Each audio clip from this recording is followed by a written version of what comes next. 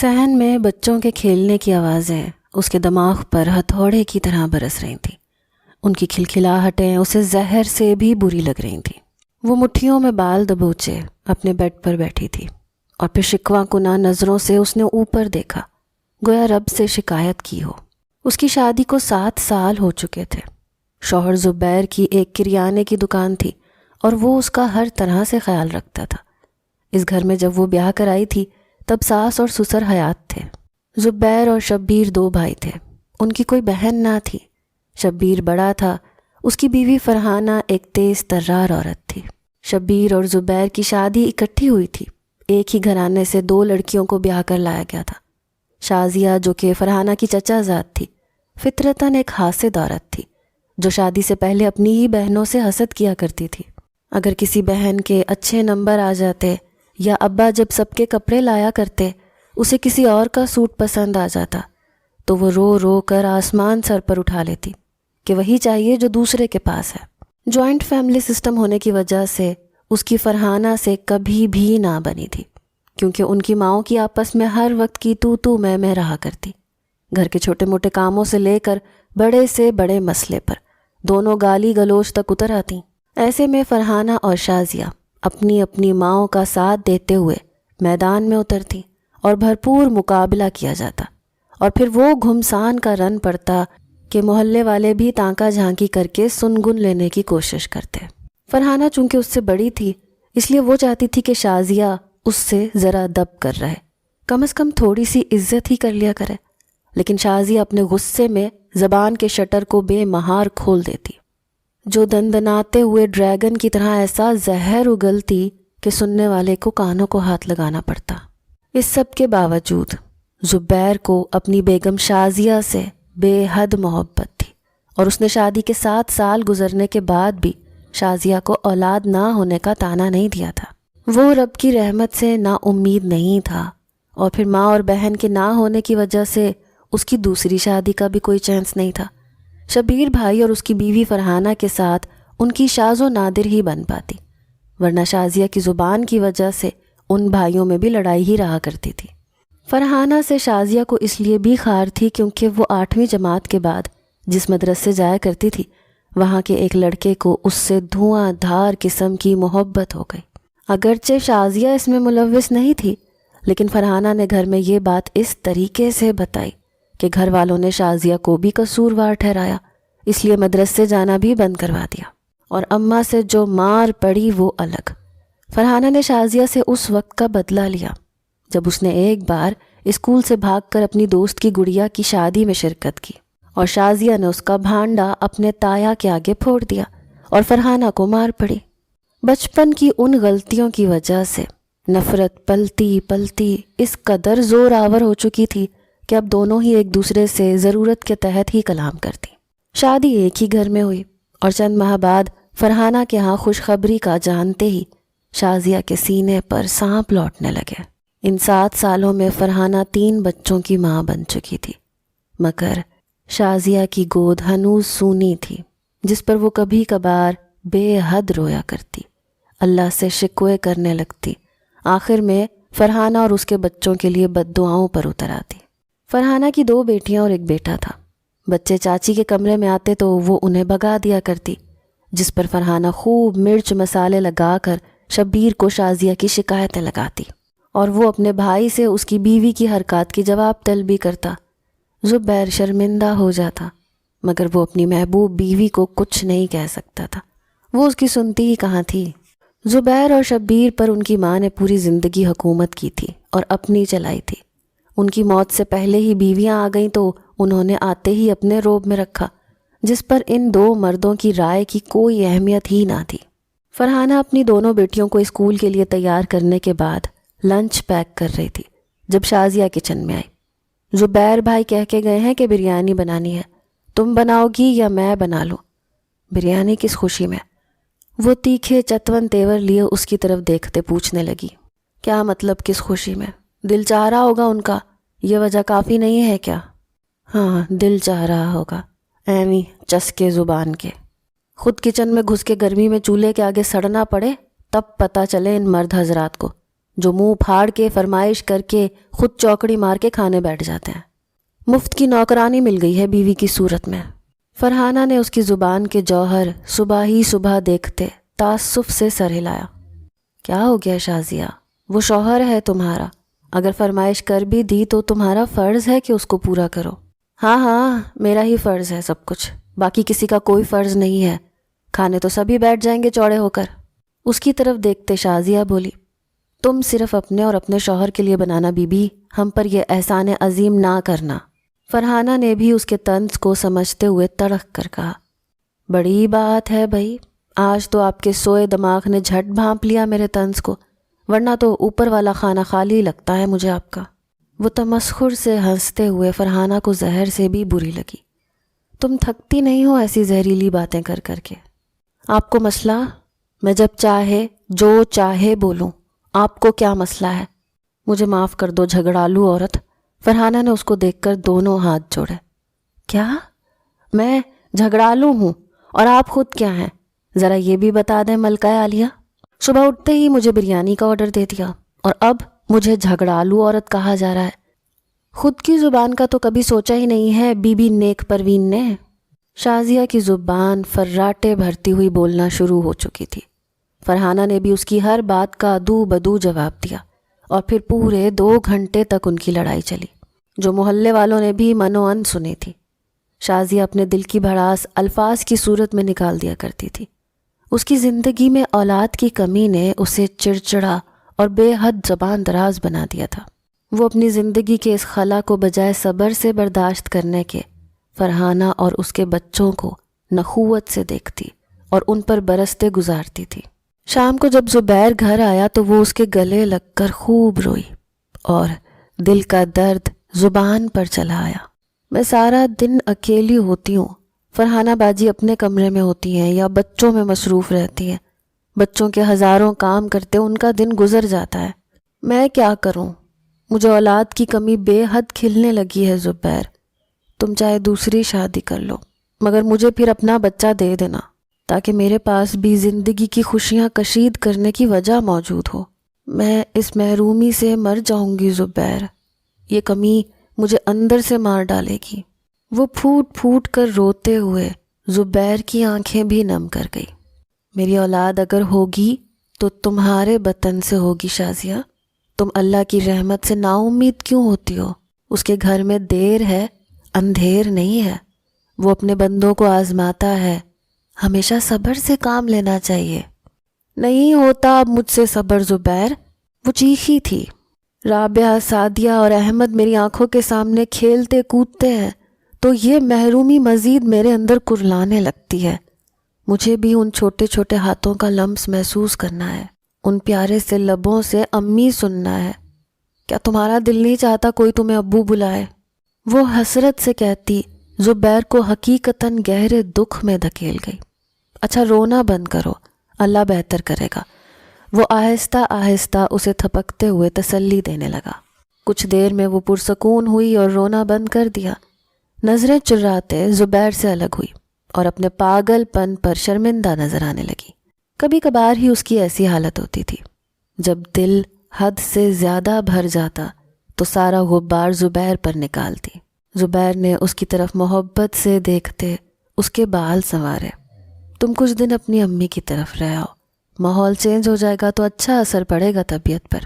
زبیر کی بات پر اس نے تائید میں سر ہلایا اور اگلے ہی دن وہ اپنے میکے چلی آئی۔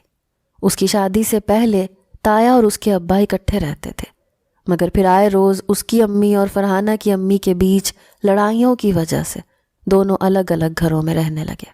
وہ ماں کے گھر آئی تو ماحول کیا بدلنا تھا، مزید احساس کمتری کا شکار ہو گئی۔ جب اپنے بھائی اور بھابھی کو اپنے بچوں سے لاڈ کرتا دیکھتی تو حسرت سے ٹھنڈی آہ بھر جاتی۔ اس کی ماں رضیہ بیٹی کے دکھ سے واقف تھیں، اس کا دھیان بٹائے رکھتی۔ ایک روز یوں ہی ایک محلے کی عورت سلیمہ آئی ہوئی تھی۔ باتوں باتوں میں اس کے اولاد نہ ہونے کا ذکر چل نکلا تو شازیہ رونے لگی۔ سلیمہ نے اسے تسلی دی اور ایک بہت ہی پہنچے ہوئے عامل بابا کا بتایا۔ ارے شادی کے 11 سال بعد اولاد ہو گئی تھی میری چچیری بہن کی بیٹی کے، وہ تو امید ہی چھوڑ گئے تھے، مگر اس بابا نے تو بھائی ایسے تعویذ دیے 1 مہینے سے بھی کم عرصے میں خوشخبری مل گئی۔ اے رضیہ بہن، شازیہ کو ادھر ہی لے کے جا، مجھے دعائیں دیتی پھرو گی پھر تم دونوں ماں بیٹی۔ سلیمہ کے اتنے پروسوک انداز پر شازیہ اور رضیہ نے تہیہ کر لیا کہ وہ اس عامل کے پاس ضرور جائیں گی۔ جس دن انہوں نے عامل کے آستانے پر جانا تھا، گھر میں کسی کو بھی مطلع نہ کیا، بلکہ یہ کہا کہ شازیہ اپنی کسی پرانی سہیلی سے ملنا چاہتی ہے تو وہیں جا رہے ہیں۔ سلیمہ سے عامل کا پتہ وہ پہلے ہی معلوم کر چکی تھی۔ بس میں بیٹھ کر آدھے گھنٹے کی مسافت پر ایک گاؤں کی طرف رستہ جاتا تھا، جو انہوں نے کافی انتظار کے بعد ایک رکشے کے ملنے پر طے کیا، اور پھر وہاں سے آگے لوگوں سے پوچھ کر اس عامل کے آستانے تک پہنچ گئے۔ یہ لوگ صبح 9 بجے ہی گھر سے نکل آئے تھے اور اب 10:30 بجے کا وقت تھا۔ آستانے پر ایک شخص تھا جو شاید وہاں کا رکھوالا تھا۔ اس نے انہیں سر تا پیر بغور دیکھا اور پھر ایک طرف بیٹھنے کو کہا۔ 20-25 منٹ کے انتظار کے بعد انہیں ایک کمرے میں بھیج دیا گیا، جہاں عجیب سا ہی ماحول تھا۔ اگربتی کی دماغ کو چڑھتی خوشبو کے ساتھ ساتھ چنبیلی کے تیل کی مہک بھی آ رہی تھی۔ عامل بابا کی عمر لگ بھگ 70 برس تھی۔ گلے میں مختلف رنگوں کے موتیوں کی مالا پہنے، بھر کے آنکھوں میں سرما لگائے، وہ شخص کہیں سے بھی نیک بزرگ نہیں لگتا تھا۔ شازیہ اور رضیہ چپ چاپ سلام کے بعد اس کے آگے چوکڑی مارے بیٹھی تھیں۔ کیا پریشانی ہے؟ وہ سرمے لگی آنکھوں سے دونوں کو گھور رہا تھا۔ تو رضیہ نے آہستہ آہستہ اپنی بیٹی کی پریشانی اور اولاد ہونے میں تاخیر کا بتایا۔ کتنا عرصہ ہوا ہے شادی کو؟ جی 7 سال ہو گئے ہیں۔ مائی تو باہر جا، میں نے کچھ سوال کرنے ہیں تیری بیٹی سے، وہ روبدار لہجے میں بولا۔ شازیہ نے اپنی ماں کو دیکھا جو تذبذب کا شکار تھی، لیکن شازیہ کے کہنے پر وہ باہر چلی آئی۔ اس کے باہر نکلتے ہی آستانے کے رکھوالے نے اسے دوسری طرف بنے برآمدے میں بیٹھ کر انتظار کرنے کو کہا۔ بابا جی نے حساب کرنا ہوگا، اس سے پتہ چل جائے گا کہ قسمت میں اولاد ہے بھی یا نہیں۔ وہ رضیہ کو مطمئن کرنے لگا، جس پر وہ واقعی اس بات میں سر ہلاتی برآمدے میں جا کر بیٹھ گئی، جو کہ عامل بابا کے کمرے سے 20-30 قدم کے فاصلے پر تھا۔ عامل نے اپنے سرخ سرمے لگی آنکھوں سے شازیہ کی طرف دیکھا، جو نظریں جھکائے بیٹھی تھی۔ شوہر سے تعلقات کیسے ہیں تیرے؟ وہ عامل کے اس قدر ذاتی سوال پر ہمنک ہو کر دیکھنے لگی۔ بہت اچھے ہیں، وہ مجھ سے بہت محبت کرتا ہے، اٹک کر کہتے شازیہ نے جواب دیا۔ ادھر لیٹ جا، میں دیکھوں گا کہ اولاد ہو بھی سکتی ہے یا نہیں۔ شازیہ اولاد کی خواہش میں اس قدر بے عقل ہو چکی تھی کہ بلا چوں چرا عامل کے سامنے لیٹ گئی۔ اس کے پیٹ سے قمیض ہٹا کر عامل اپنا ایک ہاتھ اس کے پیٹ پر پھیرنے لگا۔ شازیہ نے بے ساختہ جھرجھری سی لی تھی۔ اس نے عامل کی طرف دیکھا جو زیر لب کچھ پڑھ رہا تھا، جبکہ ہاتھ ہنوز حرکت میں تھا۔ کچھ پل کے بعد اس نے آنکھیں کھولی، اسے اٹھ کر بیٹھنے کو کہا۔ اولاد ہو تو سکتی ہے، مگر اس کے لیے کڑا عمل کرنا پڑے گا، جس میں پیسے تو کم لگیں گے، مگر جو چیز میں نے منگوانی ہے وہ شاید تم نہ کر سکو۔ آپ جو کہیں گے میں لا کر دوں گی، پھر چاہے وہ مجھے کہیں سے بھی لانی پڑے۔ مجھے اولاد ہر حال میں چاہیے بابا۔ شازیہ نے اس کے آگے منت کی۔ سوچ لو۔ سوچ لیا ہے، آپ بس سامان بتائیں جو لانا ہے۔ تمہیں ایک نابالغ لڑکی کا تازہ خون لانا ہوگا، جس سے تعویذ لکھا جائے گا، اور وہ تمہیں اپنے پیٹ پر باندھنا ہے۔ خون؟ شازیہ سامان کی نوعیت جاننے پر سفید پڑی تھی۔ وہ میں کہاں سے لاؤں گی؟ یہ تو تمہیں پتا ہوگا کہ کہاں سے لانا ہے، مگر اگر تمہیں اولاد چاہیے تو یہ کرنا ہی ہوگا، ورنہ کوئی بچہ گود لے لو، کیونکہ اگر اپنی اولاد چاہیے تو اس عمل کے بغیر نہیں ہو سکتی۔ شازیہ کئی پل تک خاموش رہ گئی۔ وہ کہاں سے ایک بچی کا خون لے گی؟ یعنی اسے کسی کا قتل کرنا ہوگا۔ بابا، کیا میں کسی جانور کا خون نہیں لا سکتی؟ وہ ہکلاتے ہوئے بولی۔ اگر اولاد چاہیے تو انسان کا خون چاہیے ہوگا، وہ بھی کسی نابالغ بچے یا بچی کا۔ اگر یہ کام تم کر لیتی ہو تو اس سے اگلے دن میں تمہیں تعویذ بنا دوں گا۔ اچھا، میں کوشش کروں گی۔ یہ کہتے ہوئے وہ کمرے سے باہر آئی اور اپنی ماں کو لیے وہاں سے نکلتی چلی گئی۔ پیچھے عامل بابا اور اس کے چیلے نے ایک دوسرے کی طرف دیکھ کر کہا لگایا تھا۔ ان کا گینگ پورے پاکستان میں پھیلا ہوا تھا، جہاں وہ ایسے ہی بے بس، مجبور اور کسی حد تک نا امید ہونے والی عورتوں سے ایسا کام کرواتے تھے اور پھر ان کو بلیک میل کر کے جسم فروشی کے دھندے پر مجبور کر دیتے تھے۔ ہفتے میں ایک روز ان کا آستانہ بند رہتا تھا اور اتفاق سے وہ دونوں اسی روز یہاں چلی آئی تھیں۔ شازیہ نے اپنی ماں کو عامل بابا کی ڈیمانڈ کا بتایا کہ کس طرح سے وہ ایک نابالغ بچے یا بچی کا تازہ خون چاہتا ہے جس سے تعویذ بنائے جائیں گے اور اسے وہ اپنے پیٹ پر باندھنے ہیں۔ رضیہ تو یہ بات سنتے ہی بدک گئی۔ اے شازیہ، میں تو کہتی ہوں چھوڑ پرے، اللہ نے چاہا تو اولاد ہو جائے گی، ورنہ تو ایسا کوئی کام نہ کریو جس پر پکڑے جانے کا خوف ہو، اور پھر کس کا خون لائے گی تو؟ اماں ضروری نہیں ہے کہ میں نے قتل ہی کرنا ہے، کسی طرح سے چوٹ لگوا کر بھی تو خون حاصل کیا جا سکتا ہے نا۔ اور بچے کی بھی خوب کہی آپ نے، ساری زندگی میرے سینے پر مونگ دلتی رہی ہے وہ فرحانہ، اس کے بچے کس دن کام آئیں گے میرے؟ پھر بھی شازی، مجھے ڈر لگ رہا ہے، اگر زبیر کو پتہ چلا تو وہ تیری جان لے لے گا، اور اگر فرحانہ یا شبیر نے تجھے پکڑ لیا پھر کیا کرے گی؟ تو مجھے ڈرا مت اماں، میں بس کسی بھی طرح اپنی اولاد چاہتی ہوں، پھر چاہے اس کے لیے مجھے بڑے سے بڑا رسک ہی کیوں نہ لینا پڑے۔ وہ وہاں سے اگلے روز اپنے گھر واپس آ گئی۔ ایک ہی شہر میں رہنے کی وجہ سے زبیر کو بلانے کی نوبت نہیں آئی، وہ خود ہی گھر چلی آئی اور پہلے سے پلان کے مطابق فرحانہ کی بیٹیوں رابعہ اور سعدیہ کے ساتھ محبت سے پیش آنے لگی۔ ان کی دیکھا دیکھی احمد بھی شازیہ کے کمرے میں آنے لگا، جس کی پہلے تو اجازت نہیں تھی۔ فرحانہ اس کایا پلٹ پر حیران تھی، شبیر اور زبیر کو بھی خوشگوار حیرت ہوئی۔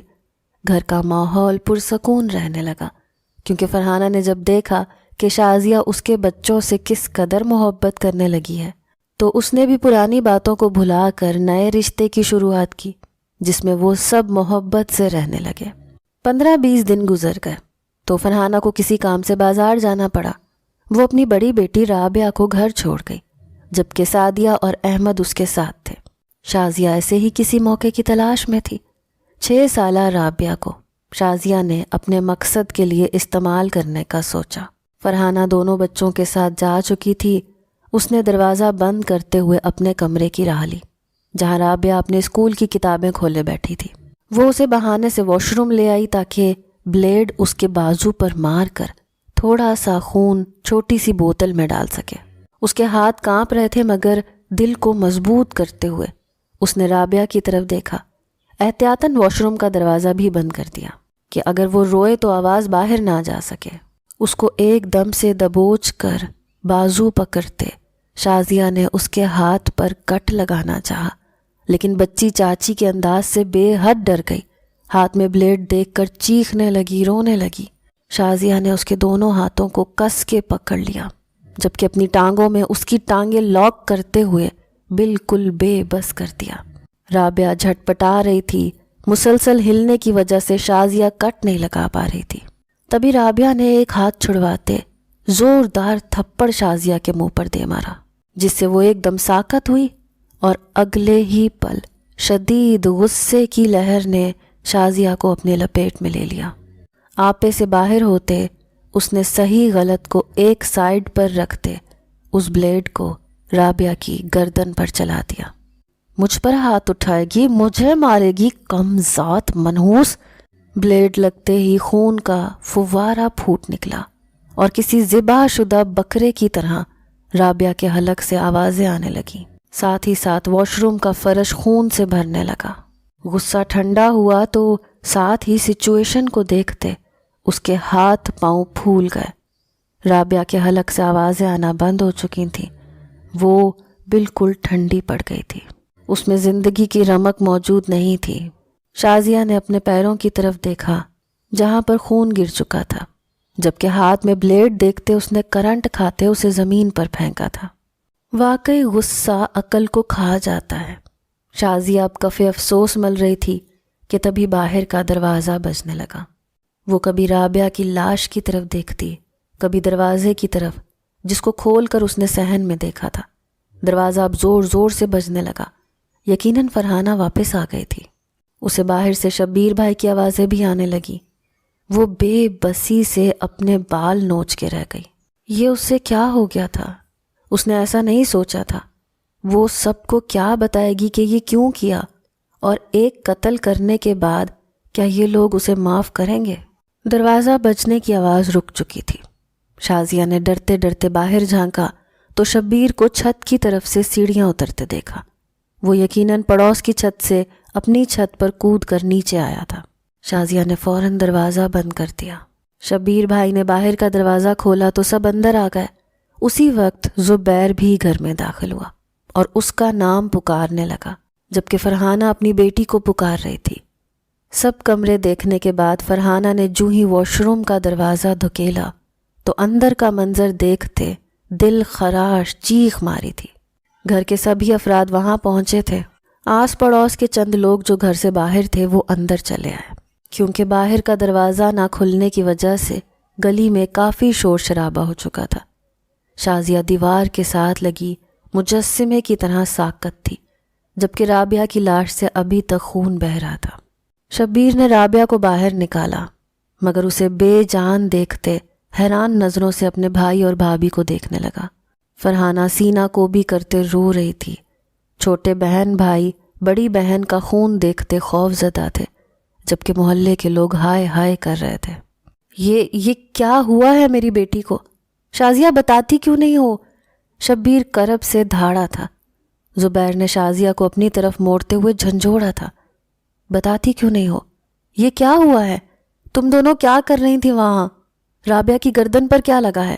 شازیہ ٹکر ٹکر اسے دیکھتی رہی اور پھر وحشت زدہ لہجے میں بولی، میں نے مار دیا، میں نے مارا ہے بلیڈ سے اسے۔